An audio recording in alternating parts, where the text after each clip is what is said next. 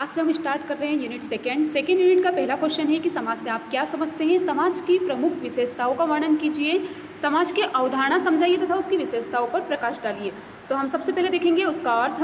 तो समाजशास्त्र समाज का विज्ञान है, अतः इसमें समाज शब्द का प्रयोग मनमाने ढंग से नहीं किया जा सकता। व्यक्तियों के समूह या संगठन को ही समाज नहीं कहा जा सकता, बल्कि उनमें पाए जाने वाले पारस्परिक संबंधों को हम समाज कहते हैं। समाज की परिभाषाएं श्री जिन्सबर्ग के अनुसार समाज मानवीय संबंधों का जाल है। श्री मैकाइवर तथा पेज के अनुसार समाज सामाजिक संबंधों का जाल है। फिर हम देखेंगे इसकी विशेषताएं। तो पहला पॉइंट आता है कि समाज अमूर्त है। तो इसके अंदर हम लिखेंगे कि सामान्यतः लोग समाज को मानव समूह मानते हैं, परंतु वास्तव में समाज निराकार तथा अमूर्त है। यह मनुष्यों का समूह नहीं अपितु मनुष्य के सामाजिक संबंधों का समूह है। सेकेंड पॉइंट आएगा, समाज जीवित प्राणियों का समूह है, यानी कि जीवित समाज का एक आवश्यक तत्व है और जीवित प्राणी ही समूह का निर्माण करते हैं, तभी उसमें सामाजिक जीवन संबंध स्थापित होते हैं। समाज मनुष्य तथा अन्य प्राणियों दोनों में पाए जाने वाले होते हैं, परंतु सामाजिक संबंधों से आबद्ध समाज केवल मनुष्य के समूह का ही नाम है।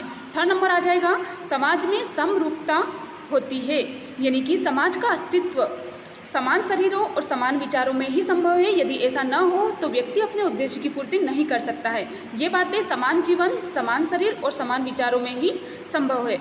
अपनी बुद्धि व साधनों से मानव समरूपी लोगों की खोज कर सकता है। फिर आता है समाज में विषमरूपता पाई जाती है, यानी कि विषमरूपता समरूपता की सहायक होती है। समरूपता तो यह है कि समस्त मनुष्यों का उद्देश्य समान है, जैसे प्रजन, शिशु रक्षा, भोजन एकत्र करना, शरीर की रक्षा करना आदि। प्रत्येक मनुष्य उद्देश्य की पूर्ति के लिए साधन, विधि और मार्ग भिन्न भिन्न हो सकते हैं। एक व्यक्ति धनोपार्जन के लिए खेती कर सकता है, दूसरा नौकरी कर सकता है, तीसरा कोई व्यापार या बिजनेस कर सकता है, लेकिन इन सब व्यक्तियों का मुख्य उद्देश्य क्या है? धनोपार्जन और उदर पूर्ति ही है। जबकि इनकी विधियां भिन्न भिन्न है, किंतु मूल उद्देश्य इसमें विषमरूपता नहीं आनी चाहिए, अन्यथा उनमें भयंकर परिणाम हो सकते हैं।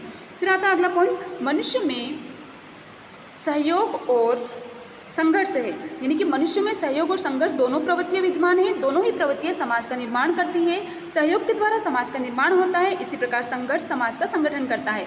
यदि समाज में संघर्ष, प्रतियोगिता व प्रतिद्वंदिता न होगी तो समाज का इतना विकास कभी न होता जितना आज हमें देखने को मिलता है। संघर्ष के लिए सहयोग तथा सहयोग के लिए संघर्ष की आवश्यकता होती है।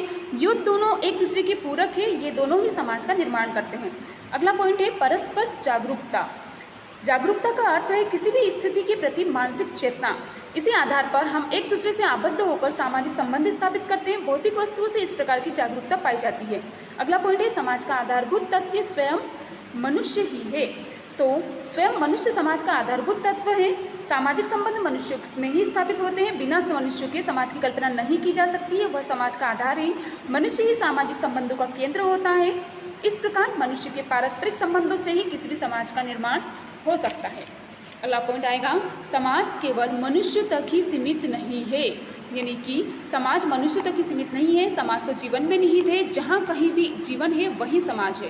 अगला पॉइंट है समाज की सदस्यता अनिवार्य होती है, यानी किसी भी व्यक्ति समाज की सदस्यता ग्रहण किए बिना नहीं रह सकता है, तो समाज व्यक्तियों की अनिवार्य आवश्यकता होती है।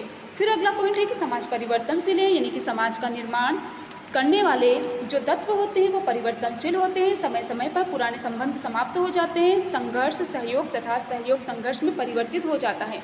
नेता का नेतृत्व समाप्त हो जाने पर वह अनुयायी हो जाता है। मित्रता का संबंध कभी शत्रुता में परिणित हो जाता है। इस प्रकार सामाजिक संबंधों का जाल सतत परिवर्तित होता रहता है।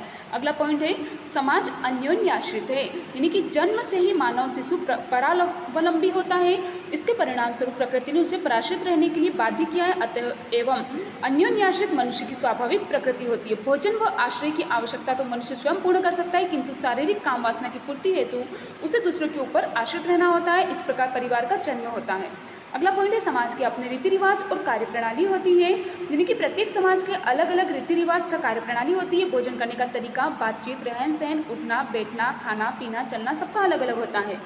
अगला पॉइंट है समाज में स्वतंत्रताएं भी होती है। तो यह स्वीकार्य है कि सामाजिक व्यवस्था को उचित प्रकार से चलाने के लिए व्यक्तियों के व्यवहार पर नियंत्रण रखा जाए, परंतु साथ ही व्यक्तियों को कुछ स्वतंत्रताएं भी मिलनी चाहिए।